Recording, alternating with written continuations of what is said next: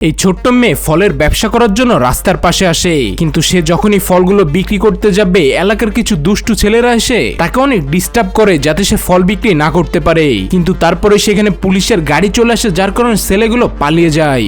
এরপর কিছুক্ষণ পরেই একটা স্কুল বাস এসে সেইখানে থামে। স্কুলের বাচ্চাগুলো সেইখান থেকে ফল কিনে কিনে খেতে থাকে। মেয়েটা অনেক খুশি হয়, তার প্রায় সব ফলে বিক্রি হয়ে যাচ্ছিল।